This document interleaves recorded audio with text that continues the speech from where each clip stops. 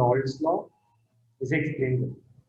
तो the thing is ethanol क्या होता है? Ethanol is CH3CH2OH, this is ethanol. And acetone क्या होता है? एसीटोन होता है CH3COCH3, दिस इज एसीटोन। तो ethanol has hydrogen bonding.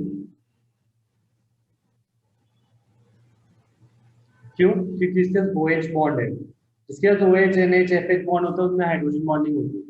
Acetone does not have hydrogen bonding.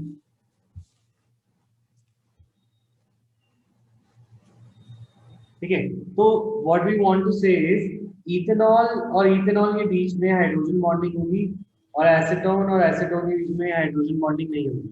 तो अगर सपोज एक सल्यूट सल्यूट की इंटरैक्शन है और एक सल्यूट एक सॉल्वेंट सॉल्वेंट की इंटरैक्शन है, दो चीजें डाली गई, एक सल्यूट और एक सॉल्वेंट, तो जब हम इन दोनों को मिक्स करेंगे,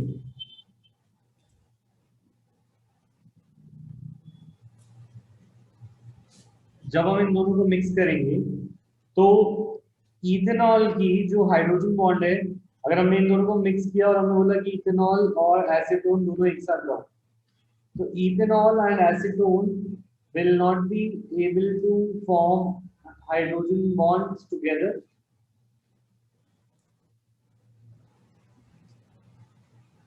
इथेनॉल और एसीटोन हाइड्रोजन बॉन्ड नहीं बना पाएंगे ज्यादा। तो हम यहाँ पे कह सकते हैं कि in this case solute whenever solute and solvent interaction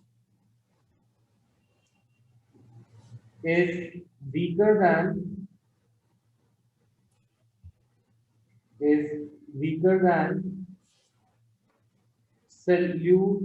is stronger than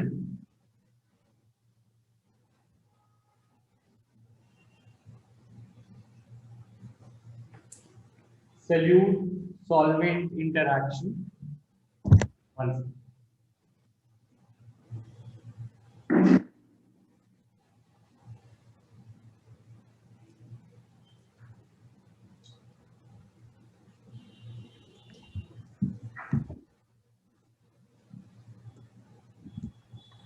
greater than solute solvent interaction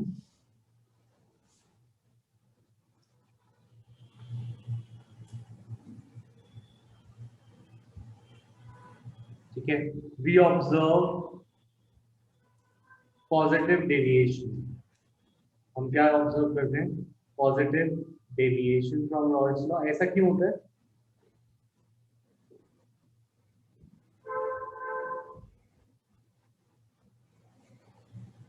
ऐसा इसलिए होता है क्योंकि नीचे वो पास रहना प्रेफर नहीं कर रहे, तो they will prefer to stay in vapour state. तो वो रहना चाहेंगे, प्रेशर अपना एसीटोन का ज्यादा हो जाएगा, प्रेशर ऑफ इथेनॉल का ज्यादा हो जाएगा then expected from the Rawls law. ठीक है, तो द थिंग इज वो एक साथ रहना प्रेफर नहीं करते, तो they prefer to stay in vapour phase. और वेपर फेज में रहेंगे तो इनके अंदर बाहर पार्शियल प्रेशर ऑफ इथेनॉल और एसीटोन ज्यादा होगा। तो इस केस में हम ये ग्राफ भी बना के एक्सप्लेन कर सकते हैं दैट अगर हमारा ये ग्राफ हो जिसमें एसीटोन और इथेनॉल में इथेनॉल की मोल फ्रैक्शन 0, एसीटोन की मोल फ्रैक्शन is 1, और इधर mole fraction of ethanol is 1 and mole fraction of acetone is 0। तो एसीटोन की जो मोल फ्रैक्शन होगी वो यहाँ पे सबसे ज्यादा होगी, P0A, क्योंकि यहाँ पे सिर्फ एसीटोन है, और धीरे धीरे वो डिक्रीज करती जाती है। इसी तरीके से इथेनॉल की 0 से शुरू होकर वो यहाँ तक बढ़ती जाएगी जब तक ये P0E नहीं बन जाएगी। पर ये तो होता रॉल्स लॉ, पर हमने बोला है कि इनको पास रहना प्रेफर नहीं है। ये लॉ तब फॉलो करता जब वो रॉल्स लॉ फॉलो हो रहा होता, बट हमने बोला कि ये दोनों आइडियल नहीं है, ये नॉन आइडियल है। अगर ये नॉन आइडियल है तो इनका वेपर प्रेशर जो होता है बढ़ जाता है। ये वेपर प्रेशर ऑफ एसीटोन भी बढ़ जाता है, वेपर प्रेशर ऑफ इथेनॉल भी बढ़ जाएगा, और जो टोटल वेपर प्रेशर की लाइन होगी ये, वो टोटल वेपर प्रेशर भी बढ़ जाएगा। So this deviation is called positive deviation from the Raoult's law, और ये तब होता है जब solute solute interaction और solvent solvent interaction greater than solute solvent interaction होती है।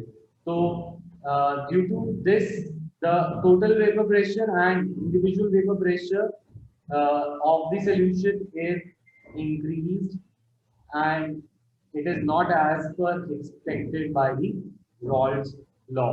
तो हम इसके अंदर explanation देंगे कि इसके अंदर it has hydrogen bonding, it does not have hydrogen bonding, and together they cannot form hydrogen bond.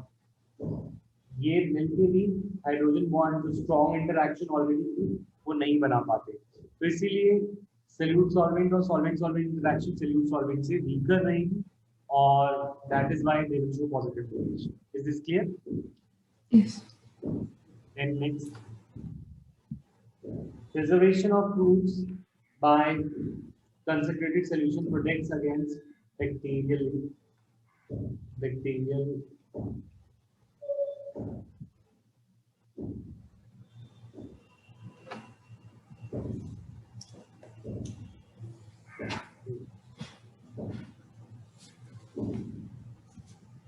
Question कह रहे हैं एक्सप्लेन करना है how does preservation of fruits by adding concentrated sugar solution protects against bacterial action.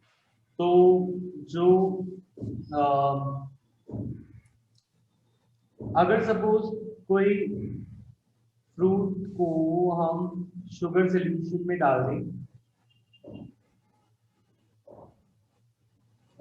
ये sugar का solution है, और इसके अंदर अगर हम किसको डाल दें, हम डाल दें फ्रूट्स को, लाइक एप्पल, तो अब एप्पल के पीसेस होंगे ऑब्वियसली। द थिंग इज यहाँ पर हम इसके अंदर प्रिजर्व कैसे रहेगा एप्पल के पीसेस। थिंग इज देखो, अगर कोई बैक्टीरिया बाय चांस एंटर करता भी है into the sugar solution, suppose कोई बैक्टीरिया है that is entering the sugar solution, तो इसके अंदर जो साइटोप्लाज्म होगा, यहाँ पे cytoplasm is made of water, majority of it is water, ठीक है। पर बाहर जो कंसंट्रेटेड शुगर सॉल्यूशन है, या बाहर सॉल्यूशन है कंसंट्रेटेड शुगर सॉल्यूशन, और वो इतना कंसंट्रेटेड है कि शुगर सॉल्यूशन में पानी कम है एज कंपेयर टू बैक्टीरिया की बॉडी में। बैक्टीरिया की बॉडी का जो पानी होगा that will come out from its cell causing dehydration and damage. So what we can say is this is osmosis. So we can say that sugar solution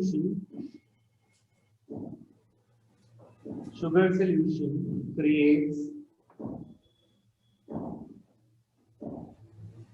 hypertonic solution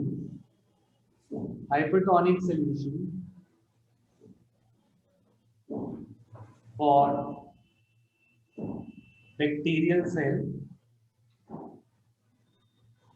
bacterial cell के लिए ये hypertonic solution बना देता है, and this hypertonic solution as a result it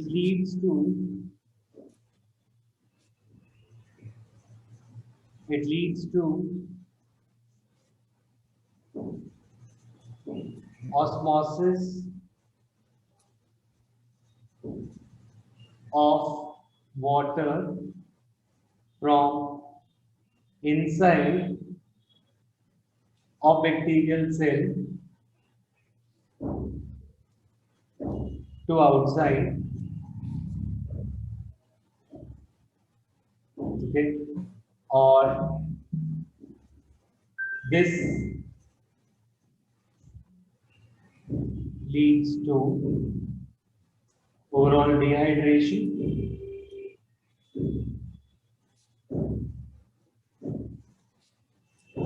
and damage to bacterial cells. तो इसकी वजह से डैमेज हो जाता है और बैक्टीरियल सेल में डिहाइड्रेशन हो जाता है. This is how sugar solution will preserve the fruit contents. ठीक है, क्लियर है? Yes. Okay.